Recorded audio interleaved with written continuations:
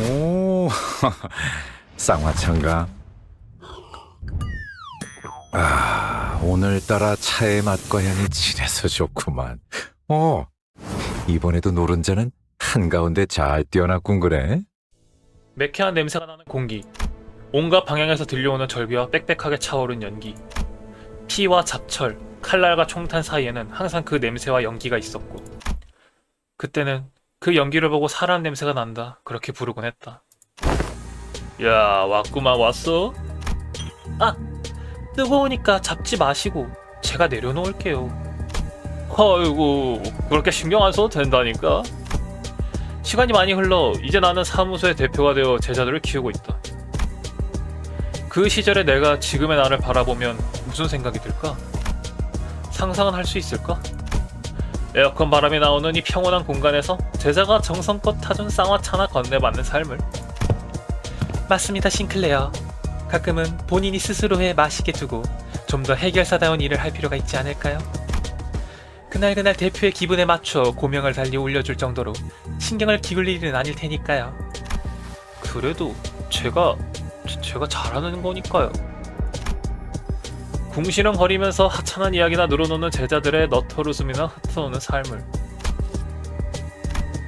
그럴 순 없겠지. 자그마한 잡생각 하나가 목숨줄에 맞닿아 있었으니까. 아, 그러고 보니 파우스트 선배는 그 의뢰를 마치고 오신 거죠? 도시전설급. 네, 천해반의 의뢰는 잘 마무리되었습니다. 대단하시네요. 단독으로 도시전설 의뢰도 해결하시고. 마지막은 예상한 것보다 강력한 반발이 있어서 쉽진 않았습니다만. 아, 그레고르, 그렇지 않아도 관련하여 여쭤볼 것이 있었습니다. 뭐지? 전에 바늘로 알려진 만큼 현장에서 소문대로 검은색 바늘을 채취, 확인해볼 기회가 있었습니다. 문양이 있었겠군? 네, 노란 빛으로 빛나는 문양이었습니다. 혹시나 해서 각 공방들의 흔적과도 대조해보았습니다만 일치하는 곳은 없었죠.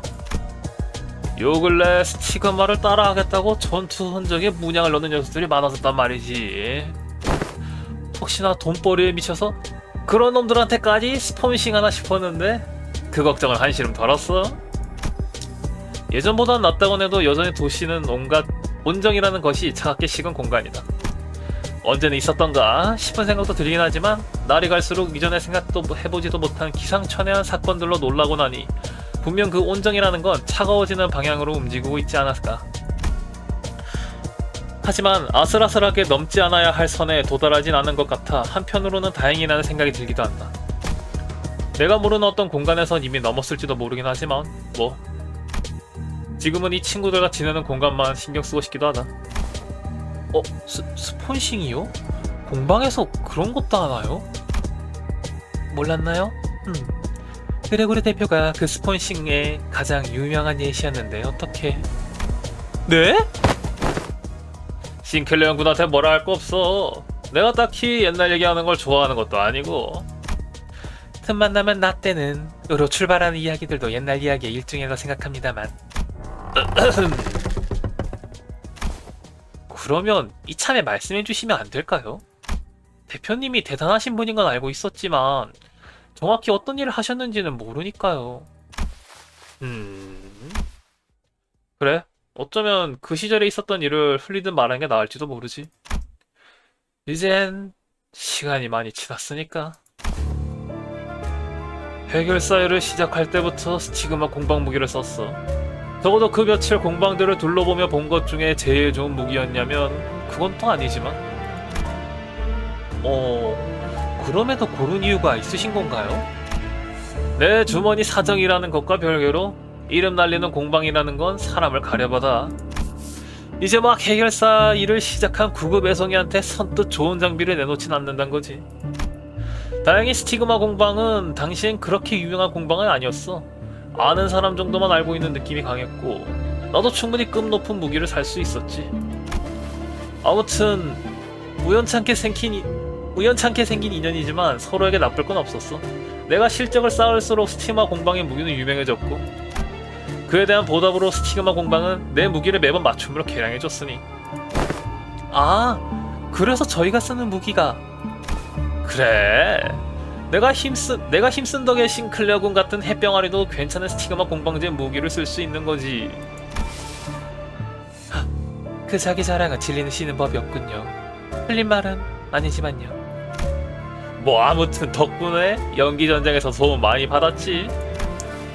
연기 전쟁. 전쟁 때는 누구나 그랬겠지만 살아남는 것을 급급해하던 시기였어.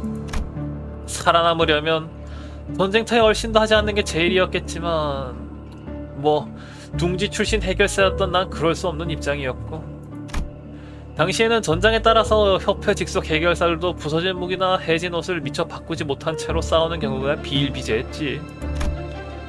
난 스티그마 공방 덕분에 매번 검을 공짜로 수리받고 개량받을 수 있었지. 그때도 불꽃과 열에 대한 대비가 되어 있는 해결사들을 급히 모아 만들어진 부대. 이만한 인원이 모였음에도 날개만 태우면 된다는 이야기를 듣고 안이한 마음이 든 것은 사실이었다. 하지만 그날 그 언덕에서 물러서지 말고 더 앞으로 간다. 오염지 처리 완료했습니다. 곧바로 부장을 도와서. 사출 대신 사무소분들도 조금만 더 힘내주십시오. 우측에 화력방어가 필요합니다. 어중간한 공격은 닿지 않고 틈을 주면 죽사에 가까운 일격을 쏘아내는 쥐사의 결전병기. 이를 상대하며 날개를 태우기 위해 차출된 것은 리우 협회였다. 한 명씩만 보자면 나보다 약한 이들이겠지만 날개 한 쌍 완벽히 제가 되었습니다. 이제 한 번만 더 마음 놓지 말고 더 철저히 살피도록. 허허, 기세가 넘어왔군. 리우 협회 해결사들을 개개인으로 판단하는 것만큼 무의미한 짓은 없다. 전면전이 시작되는 순간 그들은 마치 한 마리의 용이 된 것처럼 부정의 흐름에 맞춰 유기적으로 움직였고, 리우의 불꽃은 휘몰아치듯 전장을 집어삼켰다. 지원군도 필요 없이 이대로 토벌에 성공하는 건 아닐까. 그런 생각이 들 만큼 상황은 순조로웠다. 고도는 내려왔지만 속도에 변함은 없다. 부장, 공중에서 불규칙한 움직임도 그렇고 저 벌레 자식, 날개가 없어도 상하축 활용에 문제는 없겠어. 결국 고속 기동으로 도주하는 것만을 막는 작전이었나? 하지만 한 날개의 결전병기라는 것은 떠올릴 수 있는 모든 상상에서 빗나가는 존재였다. 리우의 불꽃, 생각보다 느리군. 불길이 피어오르고 일렁이며 생기는 아주 작았다. 그 사이에 서있던 리우 해결사 2명이 사라졌다. 대부분의 해결사들은 무슨 일이 벌어졌는지 인식하지도 못한 사이다. 나는 필사적으로 대열에 생긴 균열을 틀어막기 위해 달려갔지만 위쪽으로 더 휘둘러! 결국 배이긴 했지만 반응에 지연이 있군. 아끼던 부하인가. 너 이 자식! 부장! 휘둘려서 안됩니다! 진정하시고 다시! 한번 갈라지기 시작한 균열이 걷잡을 수 없이 커져갔다. 유기적으로 움직이던 불꽃이 흩어지면 그 자리에 남는 건 한 마리의 용이 아니다. 시야를 가리는 일렁이는 불길을 오히려 이용하고 어중간한 해결사들을 인지나 방패막이로 삼는다. 그 영리한 전투 방식은 결국 모든 날개를 태우기도 전에 쥐사놈들, 도대체 무슨 괴물을... 부장! 파리대왕이 용의 머리를 순식간에 터뜨렸다. 이대로는 전멸이 코앞이라 할 생각에 나는 전선의 앞에서 소리 질렀다. 이쪽으로 모여! 당신들 나 누군지 알지? 자기소개할 때 들었을 거 아냐? 날 보조해. 그럼 내가 저 벌레 새끼의 남은 날개에 불태워줄 테니까. 우리는 부제가 가장 잘 맞는 사람이다. 내게는 그다지 맞지 않는 옷일 수도 있어. 그런 걸 가르쳐진 아닐 텐데 당신이나 나나. 맞는 말이지. 그럼 우리도 당신을 따라 앞에서 가겠다. 온 세상에 불꽃에 가두어져 있었다. 하늘은 새까만 어둠뿐이었지만 빽빽한 연기. 그 사람 냄새 나는 연기가 불꽃에 뒤엉켜 무어라 헤어날 수 없는 붉은 공간이 만들어졌다. 그 언덕 속에서 나는 용의 머리를 흉내냈다. 맞지 않는 옷이었지만 내 흐름의 타이밍을 맞춰주는 것만으로 내가 낼 수 있는 역량은 배가 되었다. 새빨갛게 타오르는 오염지대 안에서 나는 홀로 노을색으로 빛냈다. 지금이라면 그 주홍 십자에게도 밀리지 않을 것 같다는 자신감마저 붙었지만 그럼에도 한 명씩 시체가 늘어간다. 지금과 같은 수준에 올랐다면 단순히 누가 더 시술을 많이 받았는지, 누가 더 뛰어난 장비를 가졌는지 따위로 결과가 결정되지 않는다. 평소에 어떤 단련을 해왔는지, 어떤 노력을 해왔는지, 그리고 서로 간의 상성이, 환경이, 상황이 어떠한지가 중요하다. 노을 치고는 오래 있었어? 이런 새까만 밤에. 마지막에 이르렀을 때 그 괴물 앞에 서 있는 것은 나뿐이었다. 파리대왕은 마치 무한한 체력을 가진 것처럼 조금도 지친 기색을 내비치지 않았다. 하지만 젊음의 치기라고 해야 할지 순순히 죽어줄 마음이 들지 않았다. 그래서 나는 내가 여태껏 단련해온 모든 역량을 담아 손에 쥐었다. 파리 양반, 그거 알아? 곧 동이틀 모양이야. 살짝 푸르스름하게. 이제 새벽녘의 시간인 거지. 아름다운 문양으로 달궈진 열선이 하늘의 공간을 베어가는다. 당연하게도 그 괴물에겐 닿지 않는다.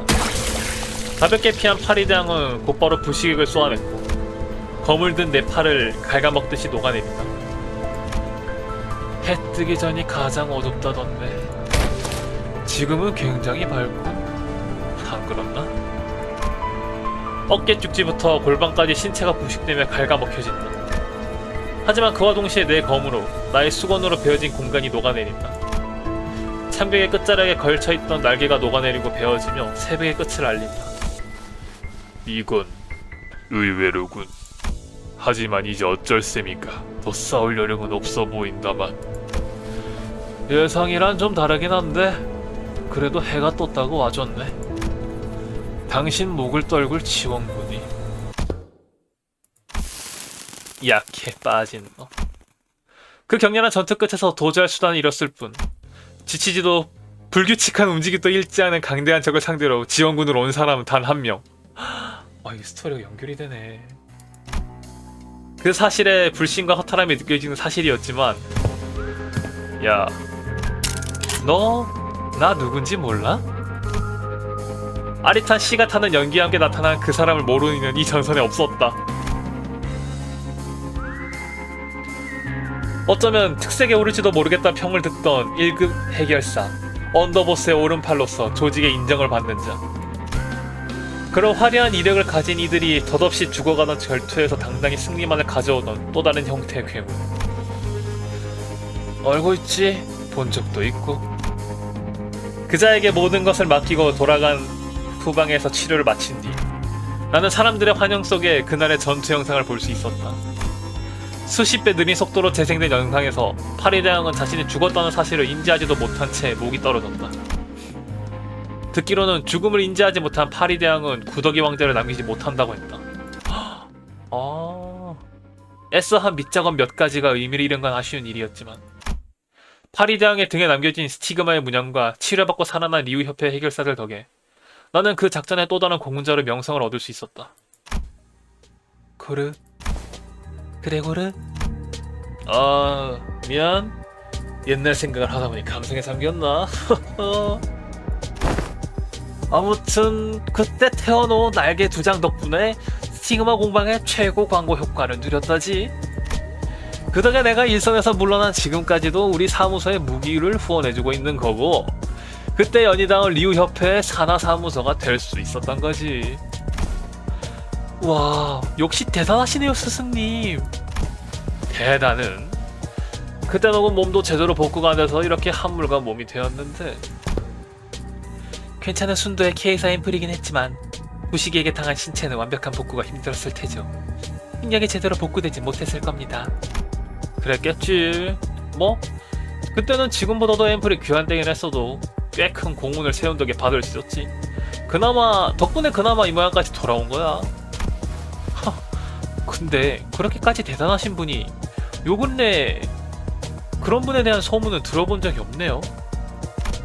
글쎄, 뭐 전장에서 중국 같은 위인은 아니었는데 뭐 어디 높은 데서 다른 일이라도 하고 있지 않겠어? 아무튼 옛날 이야기는 이 정도는 충분하지? 나는 그렇게 말하면서 아까부터 책상에서 돌아다니는 다음 의뢰에 관한 종이를 집어들었다. 그건 요 근래 회자되는 그 물건인가요? 맞아. 이게 우리 다음 의뢰가 될 거야. 내 동기놈 부고도 이 의뢰랑 관련이 있다던가. 상심이 크시겠어요. 상심은 무슨? 그 녀석은 옛날부터 안 입고 얻는걸. 그보다 싱클레어군. 혹시 이 물건 이야기는 들어보았는가? 도서관의 초대장 이야기 말이야.